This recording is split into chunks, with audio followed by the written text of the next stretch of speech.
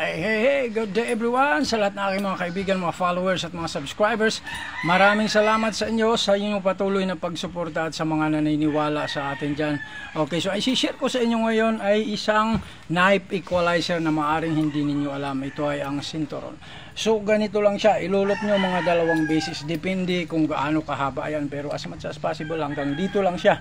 Okay, kasi pag masyadong mahaba, nadidili siya, okay? Hindi siya mabilis mag-travel kapag ihahampas ninyo.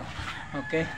So, ganito, kung andito to, nakaharap sa akin, halimbawa, aatake siya, ito, laging nandito. Okay?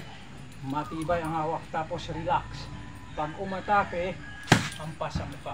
Okay? Hahakbang ka, palayo sa kanyang direksyon. Halimbawa, dito siya papunta, dito ka naman, boom! Okay? Ano lang siya, right? Mabilis.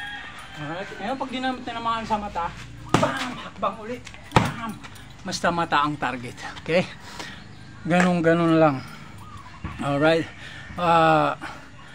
yung mga disarming na yan, huwag kayong masyadong maniniwala. Totoo yun kapag unang-una sa demo, pangalawa kapag walang alam yung sasaksak sa inyo, tapos single stab lang. Pero pagka totoong tuloy-tuloy yung saksak, in and out, tagilid talaga kayo. Hospital, sementeryo lang ang inyong pupuntahan. Ganun lang siya. Kaya kung wala kayong talagang ibang paraan matatakbuhan, mga tipong ganyan, at may sinturon kayo, relax lang, okay? Dapat mayroon kayong alam kung paano gamitin. Ngayon, kung maalala nyo yung isa pa nating depensa na basta huwag kayo pa kukorner, bago pa man makorner, yan, ganun na, damit na, okay? Damit, pitik sa mata, tuwing gagalaw ka din, okay? Huwag kayong pa kukorner, huwag na yung mga ganun, mga tali-tali sa kamay, ganun, huwag na yan, hindi mag-work yan, tagilid kayo doon.